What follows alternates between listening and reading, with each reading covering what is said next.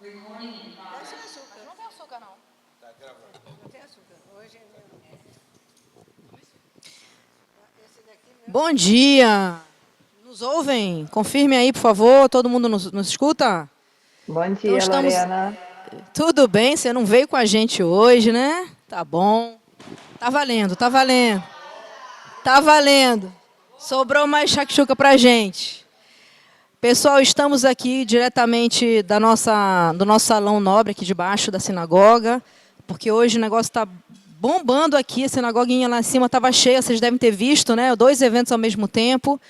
E realmente a gente está achando que não vale a pena mais esperar, né, o povo descer, porque a gente tem muita coisa para ouvir da Diane aqui. Muito bem-vinda, estamos muito felizes com a sua presença e ansiosos pelo seu estudo da Paraxá da semana. Pode começar? Então, vamos embora. Pessoal, qualquer coisa vocês vão colocando aqui, que a gente está vendo aqui os comentários, tá bom? Vamos lá, Diane.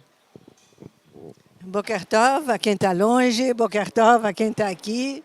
Realmente um prazer estar presencialmente nessa nossa área, depois de um ano em Israel, vivendo momentos muito, muito especiais, muito intensos, dramáticos, e que a gente vai ver também como estão correlatos a essa paraxá. A paraxá, Be'alotecha. O hebraico é muito difícil mesmo, né? Mas é Be'alotecha, agora saiu direitinho.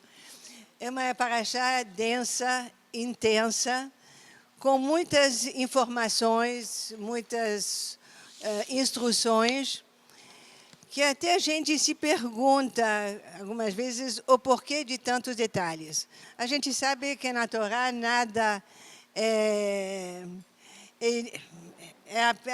apenas para constar, na Torá tudo tem o seu sentido e a sua razão de ser. Por exemplo, vou apenas citar, porque vou me ater sobre uma questão específica, por exemplo, a ordem de fazer Pessah. E aí a gente já estão quase 40 anos no deserto, como ordem de fazer Pessah? Não fizeram Pessah? E aí vai pesquisando e descobre que fizeram Pessah apenas no 2º ano do Êxodo e depois nunca mais. E aí se diz, mas como? Por que nunca mais houve Pessah? E veio a informação do Midrash que diz, porque durante o Êxodo não se circuncisou os meninos, porque por causa do vento, do deserto, seria perigoso. Então, não se circuncisou. A geração que nasceu no deserto não estava circuncida. Então, precisou ser circuncisada para então começar a fazer o Pessah. Tem também a ordem, a afirmação de Deus que todo primogênito me é destinado. Isso daqui é a origem do Pedion Abel. Do que todo primogênito tem que ser resgatado de Deus para ficar na família. Tem a história do Pesach Sheni, que também é algo muito interessante. Por que o Pesach Sheni? Porque as pessoas que naquela época não tinham condições de ir até Jerusalém fazer as suas oferendas, fazer a peregrinação, né? É a primeira da Shalosh Regalim, protestaram. Como que a gente vai fazer? O pessoal está chegando. Bem-vindo, pode entrar, a gente está começando apenas. Como que vai fazer? E aí, bom, daqui um mês depois de Pessah, vocês podem fazer um dia de comer matzá. Por isso que muitas vezes Pessah é chamada a festa da matzá. Mas o mais importante de tudo é... um detalhe ainda sobre a circuncisão que me causou espécie. E como um grupo que era um grupo étnico, né, era uma tribo, eram os hebreus, passam pelo deserto, na fase do êxodo, se transformam num povo com identidade própria, e a coisa mais importante dessa identidade não é concretizada. Não se faz a circuncisão, que é o pacto. Essa é uma pergunta que eu queria fazer para o Rabino. Ele não está aqui, mas depois eu faço, se alguém aqui souber explicar. Mas é algo estranho, né? Como que não se faz esse pacto que é fundamental para a confirmação do ser judeu. Bom, tem também a questão das trompetas, que Deus manda fazer trompetas de prata pura. E as trompetas são tão importantes que elas constam do arco de Tito. Podem entrar, estão bem-vindos. Por favor. As trompetas, a gente acabou de começar. As trompetas estão no arco de Tito. Então, qual a importância dessas trompetas? Tem todos os toques que vão ser retomados depois com o shofar. Mas depois disso só se fala do shofar. O shofar que realmente é tocado o tempo todo. Mas o episódio mais importante dessa parashá é a reclamação do povo. O povo se queixa a Moisés. Chega de maná, a gente está cansado, por que você não trouxe aqui? A gente está cansado de só maná, a gente quer comer carne. No Egito era tão bom, a gente tinha melões, tinha melancias, tinha coisas tão gostosas, e aqui no deserto a gente não aguenta mais. E aí Moisés se desespera. Esse líder fantástico que a gente via se desespera e começa a duvidar de tudo e de todos. O que é que está acontecendo? Por que, bem-vindos? Porque esse povo não aprendeu nada. Vamos fazer uma pausa, acho que para deixar o pessoal chegar e entrar. Né? Faça uma pausinha. Faça a pausa. Isso, vamos. Fazer a pausa. Isso.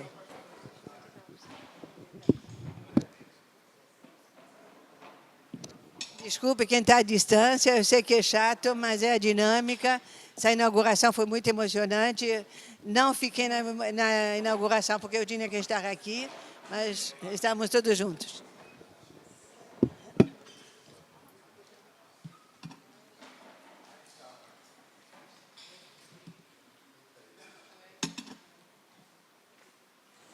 Vou refazer uma reintrodução. Não, não.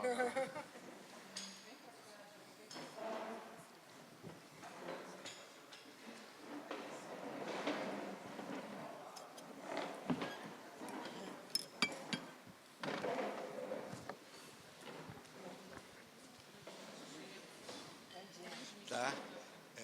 Oi, bom dia, gente. Bom dia quem chegou agora. Tá? É uma alegria muito grande estar recebendo vocês aqui. O Léo foi o meu mestre no Cefet, né? Eu tenho um carinho enorme por ele. Ele sempre foi assim o ídolo meu do esporte, das piadas, enfim. É muito bom estar aqui com vocês. Tá? Aqui é um estudo comunitário que a gente faz toda quinta-feira, né? E sempre um raveiro, uma haverá que toma a frente e a gente faz, enfim, um café da manhã. Hoje, especialmente, tem uma shakshuka chegando, né? Vão conhecer, vão degustar shakshukas e vamos escutar aqui a Diane, que já está fazendo o estudo, e na sequência vamos fazer um debate, perguntas e tudo mais. Tá? Então, por favor. Estou aqui. Obrigada. Mais uma vez, desculpe a interrupção, bem-vindos todos. A gente queria estar aí junto com vocês lá em cima, mas como tem a transmissão, a gente tem que honrar quem está à distância. Né? Mas Léo realmente tem um lugar especial no nosso coração a todos. Nelson aqui presente também, sempre dou muito com a família toda. Realmente é muito bom tê-los aqui hoje. Bom, o que eu já tinha falado, na verdade, era apenas uma introdução sobre a Parashá. O mais importante é aquilo que eu vou falar agora, é a questão da quase depressão. Hoje a gente diria depressão de Moshe. Por que Moshe está deprimido, está decepcionado, está realmente muito mal? A ponto de se queixar a Deus e dizer: Deus, por que você não me mata agora? Eu prefiro a morte a viver isso. E o que ele está vivendo? Ele está vivendo o povo reclamando de tudo. O povo reclamando da maná, reclamando das saudades que tem do Egito, da vontade de estar lá. Isso é algo assim muito forte. E Moshe diz: mas puxa, esse povo não aprendeu nada, não entendeu nada. Parece que voltou à época do bezerro de ouro. Está se queixando. Mas depois do bezerro de ouro recebeu a lei, recebeu tudo, cresceu. Querido, cresceu, se fortaleceu, tá, tudo. E aí, querido, você está atrapalhando, senta aí por causa da transmissão. o que está acontecendo? E realmente, se a gente vê, faz pulo, a gente vê que o mundo não aprende nada. O mundo não aprendeu com a gripe espanhola. O mundo não aprendeu com corona. Durante toda a pandemia, a gente dizia, vamos todos sair fortalecidos, vamos sair melhores do que entramos. Cadê? Cadê? Se contam nos dedos as pessoas que realmente aprenderam alguma coisa com o confinamento. Depois do Holocausto, da Shoah, todo mundo dizia, não, acabou, não vai ter mais, nunca mais morticínio, nunca mais vai haver genocídio. E o que a gente viu? Nesses 80 anos de fim de guerra, o tempo todo. E hoje, nesse pós-7 de outubro, o que a gente vê? A prova de que ninguém aprendeu nada. Continuam os horrores, continua a perseguição aos judeus, continuam os pogroms, continua o genocídio. E aí a gente, fazendo essa transposição no tempo, a gente entende o desespero do Moisés. Há tantos anos que ele tentou inculcar nas pessoas algo novo, fazer com que as pessoas, o seu povo, se conscientize e tome seu destino nas mãos, mas ele vê que não. E aí Deus faz uma coisa que vai caracterizar a questão das lideranças. Deus vai dizer, não, não fique assim, vamos fazer uma coisa, você vai chamar 7 homens, 7, espero aqui, nada, imagina. Vamos chamar 70 homens, desculpe, e vai dividir essa tua responsabilidade com eles. Ela realmente está muito pesada para ti. E o que representa essa convocação? É a diferença das lideranças. Enquanto que um líder sozinho tem o poder absoluto, ele comanda, ele dá as ordens, ele transmite medo, respeito, mas as pessoas seguem porque sabem que tem que segui-lo. Quando o líder delega aos outros, ele multiplica o seu poder, ele multiplica a sua força, ele abarca muito mais gente. A gente pode comparar até as palavras poder e influência. Quem tem poder, tem influência. E quem influencia, tem poder. Mas onde está a nuance? Está naquilo que a gente vê hoje em dia também nos influenciadores. Trilhões de pessoas seguindo quem é influenciador. Quem tem o poder é apenas um no seu país, na sua rede, na sua região, na sua sinagoga. Então, aí reside a grande diferença entre um líder judeu e um líder comum. As pessoas vão dizer, você exagera, não tem nada de diferença, judeu é igual a todo mundo. Tem uma diferença substancial. O líder judeu congrega. O líder judeu sabe que ele está aqui para servir e não para ser servido. E essa é a grande mudança do Moisés. Ele sempre quis servir, mas sozinho não conseguia servir. Ele, tendo quem mais ajuda ele a servir, ele se multiplica e aí sim ele serve muito mais e muito melhor. E tem um detalhe também que a gente vê que é fundamental. Quando a gente serve, a gente se coloca no lugar do outro e se sente muito melhor. Você não está centrado em você mesmo, sofrendo, pensando apenas naquilo que você faz, condenando, reclamando também, ou se sentindo muito só. Vou voltar à solidão. Você, estando delegando, estando em congregação, em comunidade, você se preocupa com o outro. Isso foi algo muito forte que eu ouvi do Rafael Zimmermann, aquele jovem rapaz que sobreviveu à Festa Nova. Ele diz, chegou um momento que ele disse, eu quero morrer. Ele estava no bunker, coberto de sangue, coberto de pedaços de pessoas que tinham jogado granadas, gente desmaiada, perdeu o melhor amigo dele ali dentro. Diz, eu quero morrer também. Depois ele olha do lado dele, a namorada do melhor amigo dele está viva e desmaia. Uma menina de 19 anos. Aí diz, não, eu tenho que ficar vivo para ajudá-la. E ele vai encontrar forças para sobreviver nessa necessidade de ajudar o próximo. Isso é algo muito bonito, muito forte. A gente saber que a gente tem que se superar porque o outro precisa de nós. E a gente vê em situações extremas, a gente esquece tudo. Pais esquecem tudo para ajudar os filhos. Precisa de alguma coisa, a gente joga tudo para o ar e faz, esquece dor, esquece tudo e faz o necessário. Então, isso de pensar no outro é algo profundamente judaico. E é algo que os nossos líderes fazem. Eu disse que eu voltaria à solidão. Solidão também, Moisés se sente muito só nesse cargo de comando, antes de ter os 70 homens a ajudá-los. E solidão é a palavra que eu mais ouvi repetir por pessoas da comunidade, primeiro em Israel e depois aqui. Por que solidão? Por que tão forte? Primeiro, pelo silêncio absoluto que sucedeu 7 de outubro. Todos os amigos ficaram quietos. Alguns se solidarizaram, tenho que reconhecer. Mas se solidarizavam no privado, nunca no público. Quem tinha grupo, não usava o grupo para dizer, eu estou contigo, que horror que o Hamas fez.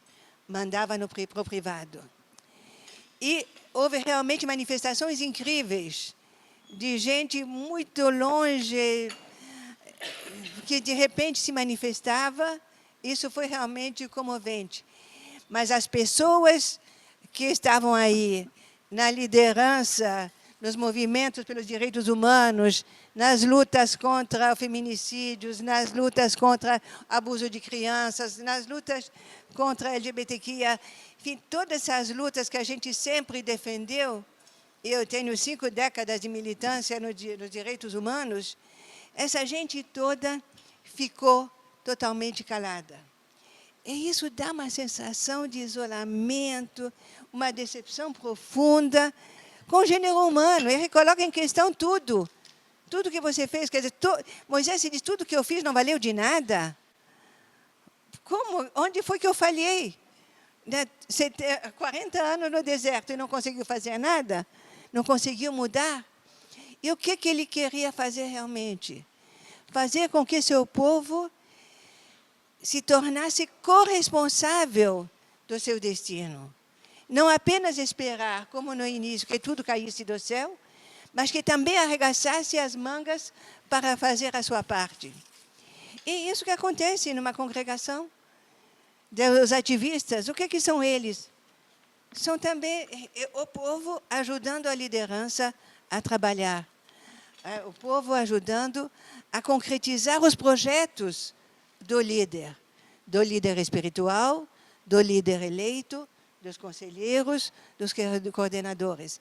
Essa é a função da congregação, essa é a função do líder, ser capaz de incutir no seu povo essa necessidade.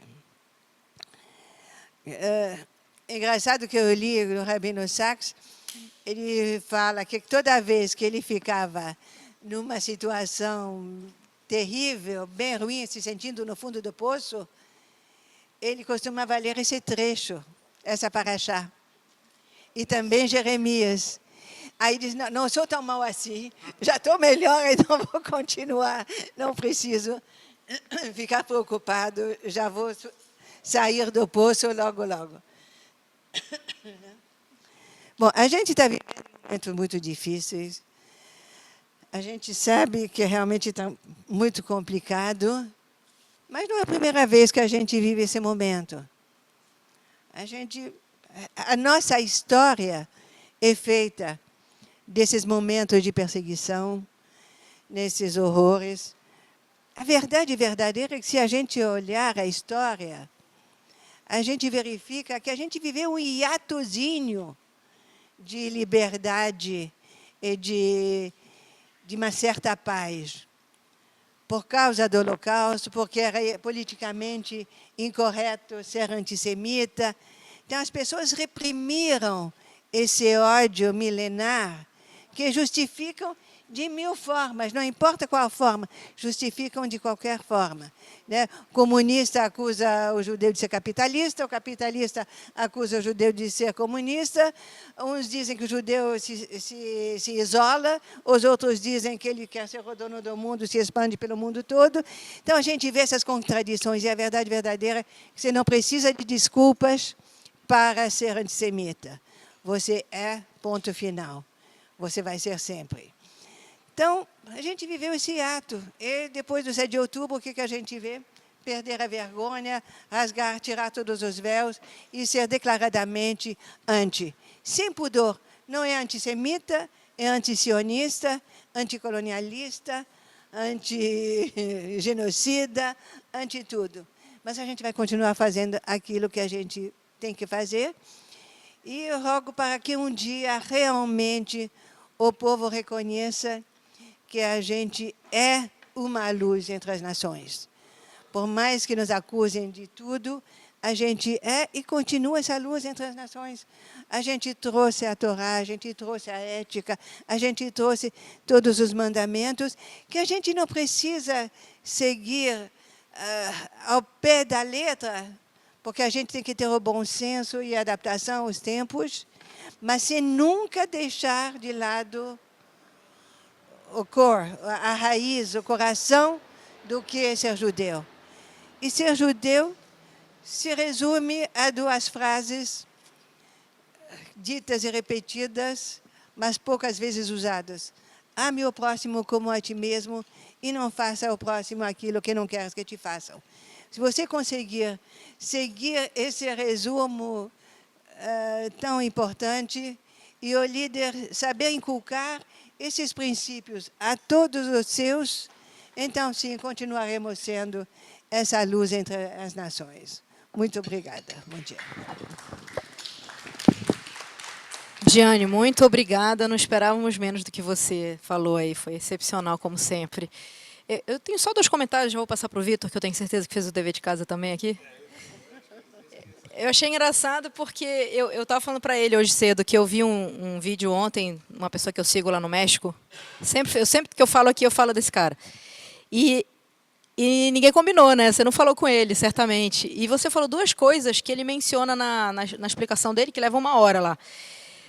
Bem isoladas uma das outras. Você fala da liderança de Moshe, que é um assunto que eu adoro, porque eu trabalho com gerência de projetos, né? E você falou da questão de ser servil, né, no bom sentido, né? O líder que não serve, não serve. Eu já vi essa frase que cabe perfeitamente o que você falou, né?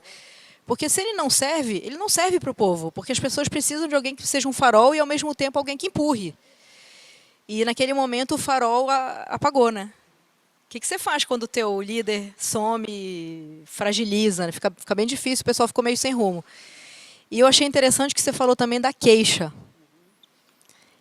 E esse autor falou ontem nessa live, e eu li no Sax de Abençoada da Memória, que também falava sempre sobre isso. Ele dizia assim, que se queixar não é legal. Se a gente usasse a palavra pecado, seria o caso, né? É um pecado, é feio demais se queixar, porque se você se queixa, você não acredita em Deus. Porque se queixar significa que você não aceita a sua opinião. Se queixar significa que você não aceita a sua opinião, que você não está satisfeito com o que Deus já te deu. E eu achei interessante isso que você falou sobre a queixa, né? A gente acha que a gente se queixa por qualquer besteira e desconsidera o que a gente já tem, que às vezes é muita coisa. E era o caso do povo, né? A gente lembra de todos desses capítulos aí precedentes ao que estamos agora, que sempre tem um motivo para se queixar. É maná de mais, é maná de menos, não tem carne, não tem melancia, sempre é uma reclamação de falta de alguma coisa, né? Porque é muito fácil se queixar do que se movimentar, do que agir, né? Do que se sair do status quo. Mas o Vitor vai ler alguma coisinha que ele... Só alguns comentáriozinhos. Né? Primeiramente, assim, adorei, Diane, adorei mesmo. Ele suscitou aqui vários pontos assim, ultra importantes. Primeiro, assim, a memória fraca do ser humano, né? A memória é fraca mesmo. Eu lembro lá do Silvio Santos, que fazia Vitaçai, né? Fosfosol, vendia esse negócio, porque realmente as pessoas esquecem. Isso que você falou é incrível, esquecem tudo, né? mesmo que se comprometem a lembrar, esquecem. Por outro lado, isso é uma bênção, porque essa memória seletiva, esse esquecimento faz a gente esquecer as coisas ruins e tocar para frente, talvez lembrando das coisas boas. Mas o que fazer para fixar as coisas boas na cabeça, né? Só as boas, né? Seria ótimo. Então, isso é uma coisa, né? Essa coisa do líder, né? Ele tem que ser capaz de ler a vontade do povo, né? Nesse caso, a vontade do povo estava dito lá, né? Era alho poró, queriam umas coisas loucas, né? Pepino, o pessoal queria essas coisas e ele não estava dando isso. Mas o líder tem que ser capaz, sim, de catalisar essa vontade coletiva, né? E colocar para frente. E o que você falou assim de suma importância, eu acho que nesses projetos grandes,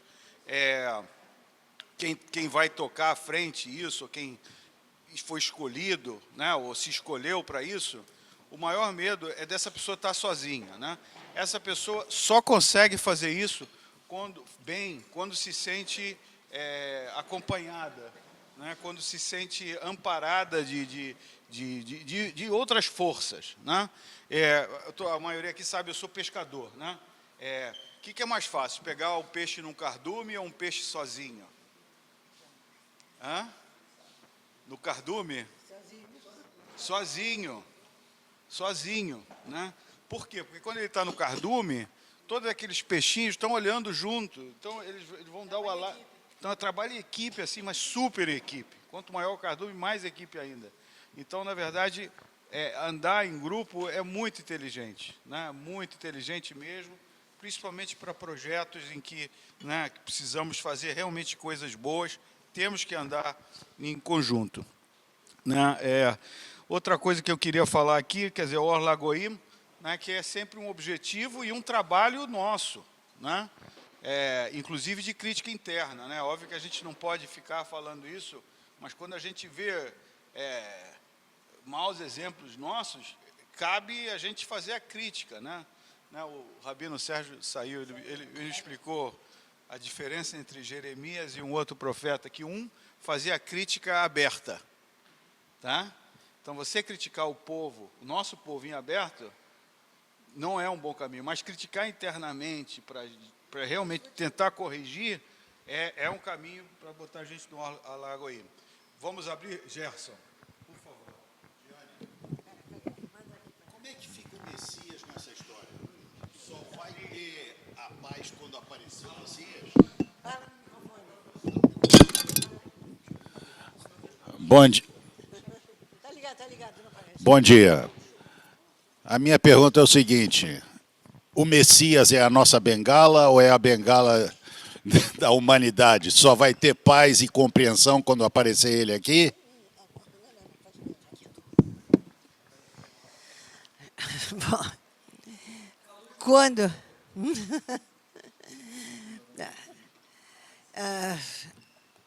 Quando não-judeus me perguntam o que é o Messias para a gente, eu respondo, o Messias somos todos nós.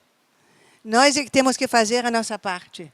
Não podemos esperar que venha um Salvador para resolver todos os problemas do mundo.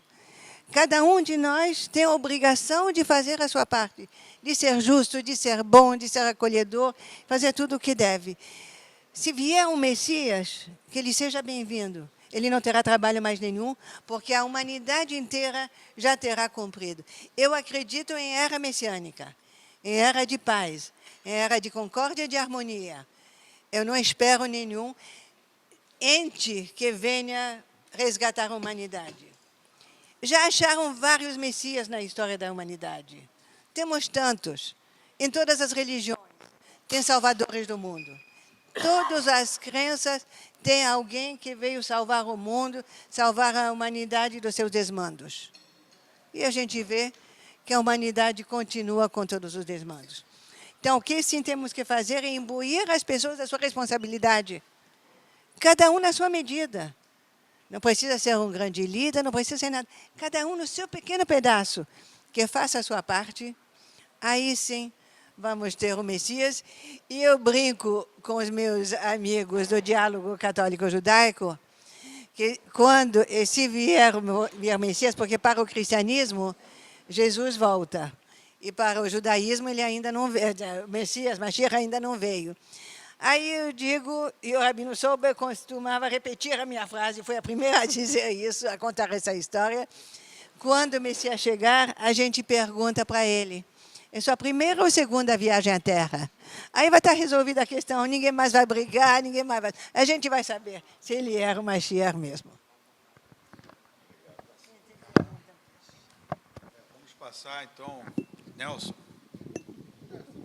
Acrescentar uma coisa, isso que a Diane falou, a coisa mais importante é a diferença entre um grupo, esse negócio que você fez do cardume e o cara isolado, nós podemos ter um grupo de pessoas que se juntam em função de uma determinada situação.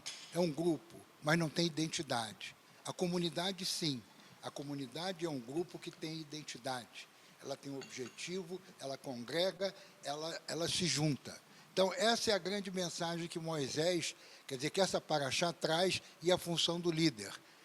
Tínhamos um grupo de escravos que foram libertados do Egito sem identidade e sem objetivos. Nós vamos tirar vocês daí e vamos fazer alguma coisa. Eles foram, tá certo? Para se livrar, digamos assim, das dificuldades, do jugo do faraó. E a grande missão do líder era transformar esse grupo numa comunidade, num povo, com um objetivo. E, evidentemente, um líder... E o que ele queria produzir? Ele queria introduzir transformações de comportamento nessas pessoas. E o grande líder, quando ele traz um projeto, a função dele é ser um agente de transformação. E, evidentemente, ele encontra uma brutal resistência a essa mudança. Então, o líder tem que ser forte, tem que ter essa noção que ele precisa transformar. Quer dizer, as comunidades precisam deixar de ser um grupo de pessoas que vêm que vem em algum lugar, que se reúne, ou seja por medo, ou seja por alguma situação específica. A gente vê os grupos de macacos, né? Outro dia a gente saiu nas redes sociais uma luta entre 2 grupos de macacos na Tailândia. Então, eram 2 grupos. O que é isso? Eles estavam disputando uma área, uma situação. Mas ali não tem identidade, ali é uma reação. Ou o cara está com fome, ou o cara quer expulsar alguém do território dele, tá certo? Ou quer defender as suas fêmeas, mas é simplesmente são instintos animais. Enquanto uma comunidade, ela tem um objetivo, ela tem uma noção que as pessoas se juntam para se auxiliar, para ter uma visão comum, que, no fundo, é o que é o nosso povo. Quer dizer, o nosso povo... Nós somos um povo de destino. Nós somos um povo de destino. Isso que Moisés queria transmitir a esse grupo que ele tirou do Egito. E nesse momento, nesse episódio, ele encontrou uma brutal reação. Ao medo de chegar para Deus e dizer, olha, eu não quero mais saber dessa gente. Ela já experimentou a primeira situação no episódio do bezerro de ouro. Tá certo? E tem essa situação agora. Então, essa é a função, quer dizer, a mensagem é essa função do líder. O líder tem a função de criar e de manter viva o espírito da comunidade. E liderança não se terceiriza. Essa é a grande situação, esse é o grande desafio dos líderes. Bom, Nelson.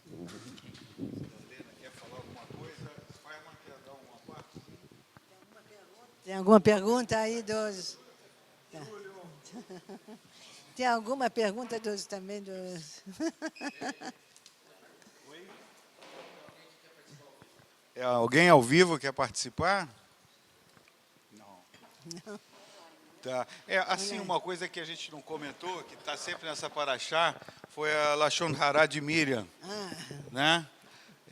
E aí tem um midrash sobre essa situação da Miriam, que ela fez uma queixa, né, sobre a mulher negra de Moisés. Sim, criticou, não fez a queixa, ele criticou. Criticou, falou da Cuxita. Né? E o castigo dela foram escamas brancas. Né? Aí o midrash diz, se ela é muito escura para você, então você prefere a brancura. Vou te tornar mais branca que nunca. Né? Esse é o midrash que diz. Enfim... que outras coisas a gente pode estar falando aqui, né, antes de encerrar. Bom, uma coisa que eu sempre vejo aqui é o Nachshon, né? Alguém lembra de Nachshon? Nachshon é aquele que, quando foi atravessar o mar, que botou o pé na frente. Exatamente.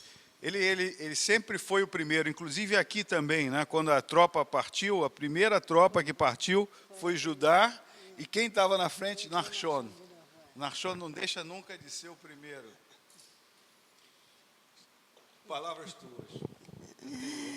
Bom, a Miriam, eu estava na dúvida se falava ou não falava, porque me remete a uma questão que é racionalmente difícil de acreditar, mas que aconteceu muitas vezes. Então, vou abordar esse tema, que é do milagre.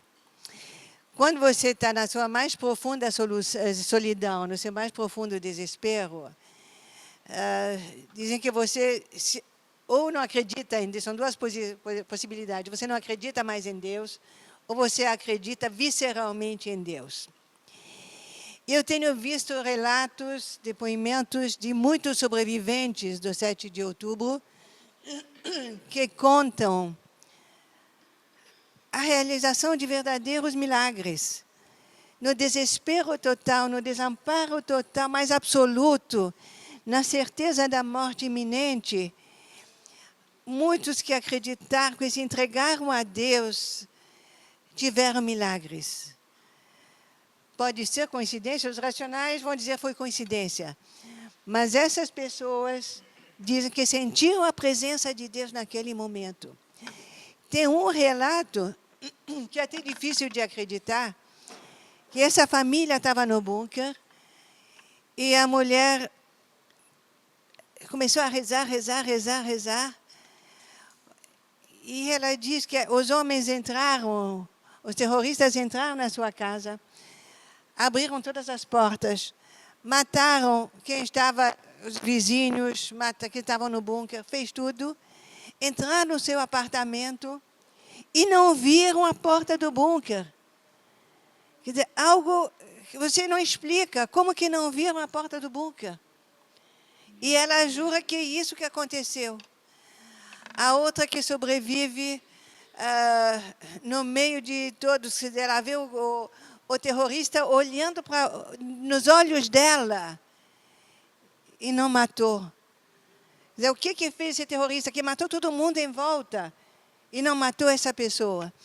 Então, são milagres que a gente, se não é vero, a gente que não los hay, a gente não acredita, mas que acontecem. A gente sabe que acontecem. Então, a Miriam falou mal, mas teve o milagre de se curar em 7 dias da lepra, coisa que não acontece, pela devoção do irmão, pelo pedido pessoal do irmão. E como palavra final, eu quero só dizer, como o Nelson falou, que o povo judeu olha para frente.